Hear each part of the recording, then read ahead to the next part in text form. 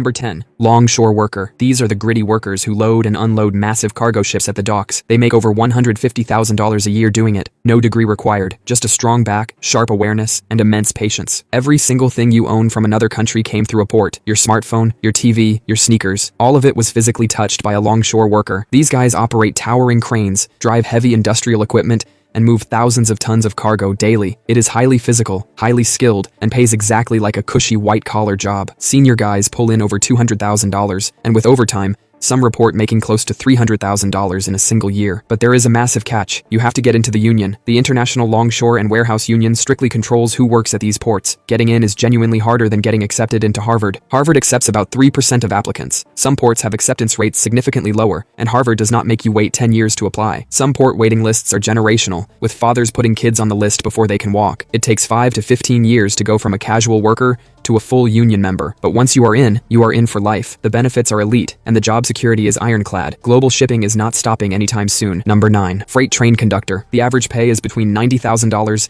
and $110,000 a year. No degree required. You apply to a railroad, survive their training, and certify within a year. But erase the image of sipping coffee while the countryside rolls by. Freight trains run 24 hours a day, 7 days a week, 365 days a year. You work nights, weekends, and holidays. You are perpetually on call. The railroad does not care if it is Christmas morning. You ride out to a destination, sleep in a sterile crew hotel, and ride back. Some conductors spend more time away from their families than with them. Then there is the physics. Freight trains weigh up to 18,000 tons, travel at highway speeds, and cannot stop quickly. A fully loaded train moving at 55 miles per hour needs a full mile to halt. 1 full mile. When something ends up on the tracks, a stalled car, an animal, or worse, there is nothing the conductor can do. You just brace yourself and watch it happen. Railroad workers suffer from incredibly high rates of PTSD. It is rarely from one cinematic disaster. It is from the small, unavoidable horrors that pile up. The ones you never discuss at dinner. The ones that jolt you awake at 3 a.m. in a town you have never heard of. Number 8. Voice actor. Some guy is sitting in his closet right now, surrounded by hanging shirts and old shoes. He is recording a voiceover into a microphone, and he is making more money than your doctor. That is just reality for a successful voice actor. One national television commercial can pay $20,000 for an hour of actual work. That is not an annual salary. That is a single job. Top voice actors pull in $200,000 a year or more, all from a closet. The hanging clothes perfectly absorb sound, turning a wardrobe into a makeshift recording booth. To get started, you only need a high-quality microphone and a voice that does not make people immediately change the channel. The voiceover world is massive. Commercials are just one tiny slice. There are audiobooks, video games, GPS navigation, corporate training, animated shows, and automated phone systems. Every time you hear a robotic voice say, "Press 1 for English," someone got paid. They probably get paid royalties every time it plays. The guy who voices the Geico Gecko has been doing it since 1999. That is 25 years of cashing massive checks every single time that animated lizard opens his mouth. Number 7. Nuclear power plant operator. So you want to get paid 6 figures to babysit the most dangerous thing humans have ever invented. The average salary sits comfortably around $100,000 a year, with senior operators pulling in closer to $120,000. No college degree required. What you do need is a highly regulated license from the Nuclear Regulatory Commission. You earn that by passing one of the hardest tests on Earth. The pass rate hovers around 50%. Half the people who try fail completely, which is good, because you do not want the bottom 50% near a live reactor. You sit in a massive control room surrounded by hundreds of glowing dials and switches. Your one job is to ensure absolutely nothing goes wrong. Most days, nothing does. But when it does, you must stay ice cold and follow rigid procedures, because the alternative is catastrophic for anyone within a 50-mile radius. Training takes 2 full years before you can touch anything important. The plants build your brain from scratch and pay you while you train. The job runs on brutal rotating shifts. Reactors do not take holidays off, and neither do you. But operators are trained obsessively, drilling emergency procedures into pure muscle memory. It is mentally demanding, but incredibly stable. Nuclear plants run for decades. Your job is not going anywhere, and neither is that massive paycheck. Number 6. Iron workers. These are the people who build the steel skeleton of every skyscraper you have ever looked up at. Before the reflective glass goes on, before the concrete gets poured, someone had to bolt together thousands of pounds of steel beams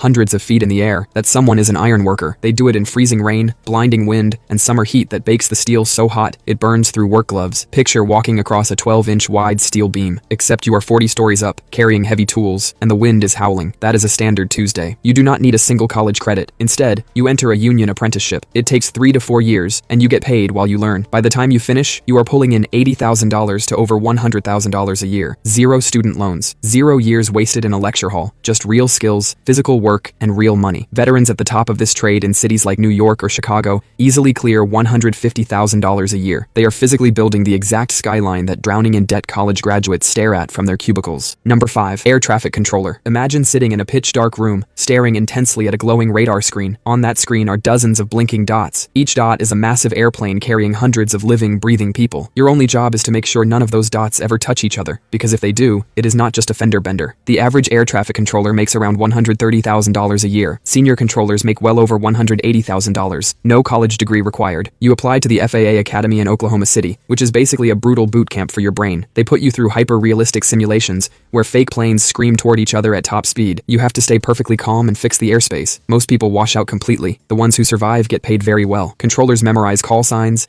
altitudes, speeds, and complex flight paths for multiple planes simultaneously. It is exactly like playing 3D chess, except the pieces fly at 500 miles per hour. If you lose, it is on the national news. One famous near miss happened in 2023 at the Austin Bergstrom Airport. A FedEx cargo plane was landing in heavy fog while a Southwest Airlines passenger plane prepared to take off on the exact same runway. The FedEx plane passed just 100 feet above the Southwest jet. That is the length of a single school bus standing on its end. The stress is so heavy that controllers are legally required to retire at age 56, not because they want to, but because the FAA decided the human brain simply cannot handle this level of sustained stress past that age. Your brain literally has a legal expiration date for this career. Number 4. Ethical hacker. You break into companies for a living. Legally, a corporation hands you a massive check and says, "Please try to destroy us." Your job is to smile and say, "Challenge accepted." These professionals are called penetration testers.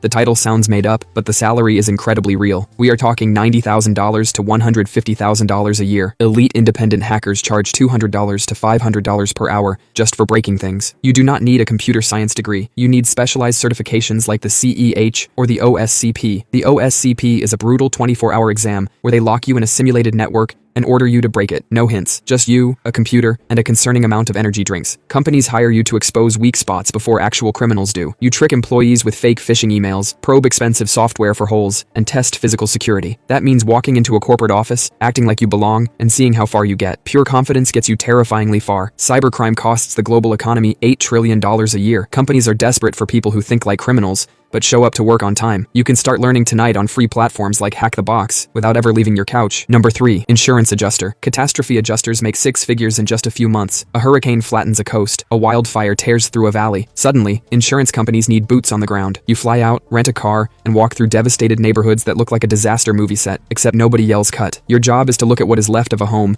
and attach a dollar amount to it. It sounds like simple math until you face a crying family whose entire life is now wet drywall. The job rewires your brain. You will look at a perfectly fine hotel on vacation and automatically calculate roof replacement costs. Adjusters pull in $80,000 to $150,000 in a single storm season. Elite earners clear $200,000 by chasing multiple disasters back to back. The industry calls it storm chasing. It sounds thrilling until you realize you are living out of a roadside Holiday Inn for 4 months, surviving on gas station sushi. You only need an adjuster's license, which most states grant after a single exam. Number 2. Aircraft mechanic. Imagine you are a standard car mechanic. You fix a Honda Civic, but miss one small thing. The car breaks down on the highway. Annoying, but the driver pulls over and calls a tow truck. Life goes on. Now imagine you are an aircraft mechanic. You fix a commercial plane, but miss one small thing. There is no pulling over. There is no tow truck. There is just 30,000 feet of empty air between that plane and the ground. Aircraft mechanics make $80,000 to over $100,000 a year, with absolutely no degree required. You need a strict FAA certification called an A&P license, which stands for Airframe and Power Plant. You get it by grinding through an FAA-approved trade program, taking 18 to 24 months. That is 2 years of training for a guaranteed 6-figure income. Meanwhile, your college friends are drowning in student loans from a 4-year degree they are not even using. Airlines, private aviation companies, and the military all need these mechanics desperately. There are nowhere near enough of them to go around. If you are actually good at this high-stakes job, you have endless options and incredible job security. Number 1. Tower crane operator. 6 figures. No college degree. Your office is a glass box the size of a closet, floating 500 feet in the air. That is the daily life of a tower crane operator. Every morning you climb a ladder straight up the exposed side of a crane. No elevator. Just 30 minutes of grueling climbing before your shift even starts. Your office is a cab the size of a phone booth. It has glass walls, complex controls, and a panoramic view that makes helicopter pilots jealous. Straight down is a chaotic construction site full of workers who look like ants. You operate entirely using hand signals from a guy on the ground. Someone waves their arm, and you move thousands of pounds of solid steel to within inches of its target. The average operator makes $60,000 to $80,000 a year, but experienced operators in booming cities pull in $100,000 to $150,000. You need a paid apprenticeship through the Operating Engineers Union, but there is a catch. You cannot just hop in an elevator to use the bathroom. You either hold it for your 10-hour shift or climb all the way down and back up. Most operators just bring a bottle. The job also comes with a heavy loneliness. You are up there completely alone. No coworkers, no small talk, just you, the controls, and the empty sky.